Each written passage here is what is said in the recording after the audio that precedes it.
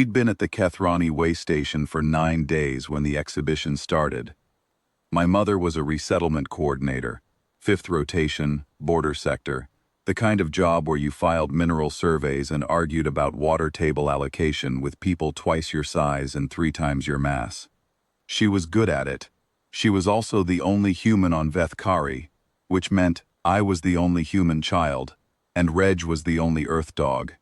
Reg was 14, mixed breed, some hound, some shepherd, some line nobody had ever bothered to trace. He had a gray muzzle, one ear that folded forward and one that didn't, and a trick knee that made him favor his left hind leg on cold mornings.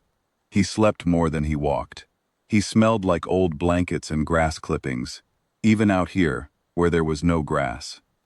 The Kethrani Apex exhibition ran once every local year. My mother explained it to me the way she explained most alien traditions, carefully, without judgment, in the tone she used when she wanted me to listen but not stare. "It's a ranking display," she said. "They're apex predators. The strongest, the fastest. They bring them to the ring, and the crowd evaluates." I asked if it was a fight. "Not exactly. It's a presentation. But the animals know what they are." The exhibition field was a kilometer east of the settlement, a cleared oval of packed red dirt, the size of a soccer pitch, ringed by tiered stone seating. The Kethrani filled it, thousands of them, tall, heavy-shouldered, gray-scaled, with deep-set amber eyes and hands like hydraulic presses. They were loud, drums, horns that shook the ground, banners the color of hammered bronze. I watched from the perimeter fence with Reg on his lead. He sat beside me, panting slowly, watching nothing in particular. The Kethrani children on the far side pointed at him and whispered. A few of the adults looked over, then away. An earth dog was not interesting, an old one, less so. The ring held one animal at a time. Each handler brought their creature forward. The crowd cheered or fell silent depending on the animal's reputation, and the exhibition judges, 7 Kethrani elders seated on a raised stone platform, recorded their assessment on long metal tablets. The animals were enormous, scaled, ridged, plated, built for biomes that would kill a person in minutes. Some moved like cats, some moved like nothing I had a word for. The crowd roared for each one. The reigning champion was called Vok. I learned that later, but even before I knew the name, I knew which one it was, because when they brought it to the staging pen, the entire oval went quiet. Even the children stopped pointing. Vok was, I don't have the right comparison. Imagine something between a Komodo dragon and a draft horse, but heavier, longer, and covered in overlapping plates the color of burnt iron. It moved slowly, not because it was slow, because it didn't need to be fast. The ground vibrated when it walked. Its handler, a Kethrani female taller than my mother by a full meter, held a control harness attached to Vok's neck, and the harness was ceremonial. Everyone knew the harness was ceremonial. Vok went where it wanted. The crowd loved Vok. 40 years undefeated. 40 years at the top of the assessment board. 40 years of every other apex predator in the ring, doing the same thing, displaying, posturing, and then deferring. Because Vok was the thing the other things were afraid of. That was the moment Reg slipped his lead. I don't know how. The clasp was old. The leather was dry. He'd been sitting so still I'd stopped holding the loop tight.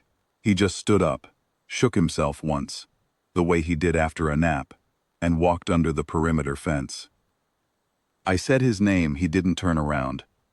Reg walked across the packed red dirt like he was crossing a parking lot. No hurry. Left hind leg favoring slightly, tail low, not tucked, just hanging, the way it always did. He walked past the staging pen, past the handlers, past 2 Kethrani guards who looked down at him, and then at each other. A handler caught him by the scruff, gently, the way you'd pick up something you didn't understand. She held him at arm's length and squinted at him. The crowd noticed. A murmur, then laughter. The handler looked at the judge's platform. One of the elders waved a hand, a gesture I'd learned meant something like, "Let it in, it's nothing." They put Reg in the ring. I was at the fence by then, both hands on the bar, calling his name. A Kethrani security officer put a hand on my shoulder, not rough, just firm, and said something I didn't understand. My mother was already coming across the field behind me, walking fast, her face the color of paper. The ring was empty except for Reg. He stood near the center, looking around the way he looked around any new place. Mild, unhurried, ears half forward. His tail moved once. A single slow sweep. The crowd was laughing. I could hear individual voices. High, barking Kethrani laughter that echoed off the stone seating. Someone threw a piece of fruit. It landed near Reg's front paw. He sniffed it and left it. Then they opened Vok's gate. Vok entered the ring the way it always did. Slow, heavy. The plates along its spine lifted slightly. A display posture, I was told later. Its head was low, jaw open, showing a double row of interlocking teeth the length of my index finger. The ground shook with each step. The handlers in the staging pen pulled their own animals back behind the barriers. Reg looked at Vok. That was all. He looked at it, ears forward, mouth closed, tail still. He didn't growl. He didn't crouch. He didn't back up. He looked at Vok the way he looked at the mailman, or the neighbor's sprinkler, or the kitchen door when he wanted out. His breathing was steady. His weight was even. 14 years old, 22 kilos, and not one muscle in his body had tensed. Vok stopped. The laughter stopped with it. It was 11 meters from Reg. I know because the exhibition officials measured it afterward, and the number was in the report my mother had to file. 11 meters. Vok stopped, and its head came up, and its plates flattened. Vok lowered itself. Front legs first, then the full mass of its body settling onto the packed dirt. It put its jaw on the ground.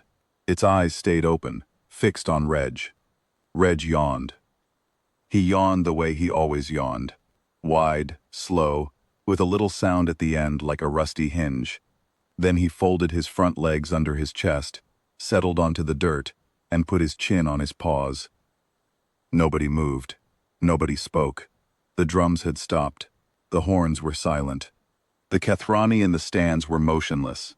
7,000 of them, amber eyes locked on the ring, on the old mutt lying in the dirt, and the 40-year champion lying across from him, both perfectly still.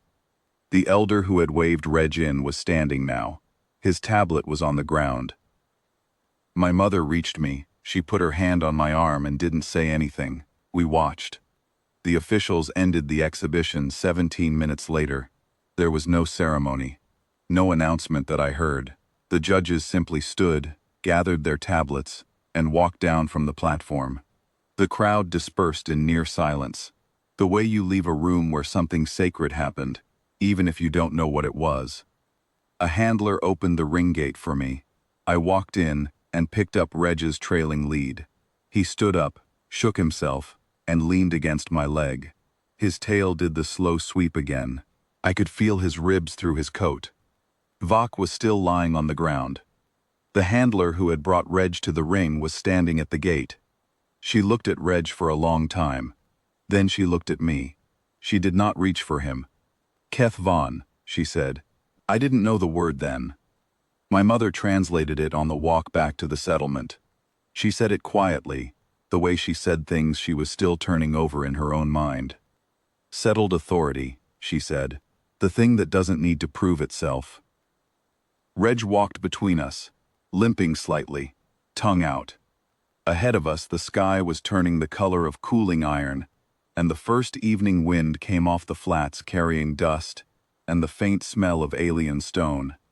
The Kethrani never ran the exhibition again.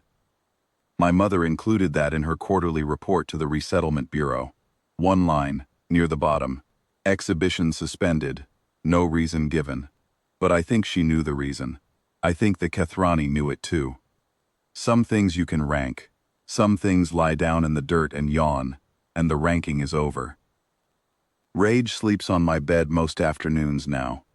Mornings, the Kethrani children come to the waystation fence to watch him cross the yard, slowly, left hind leg stiff, tail doing its one slow sweep. They don't laugh anymore. They don't point. They just watch. Kethrani.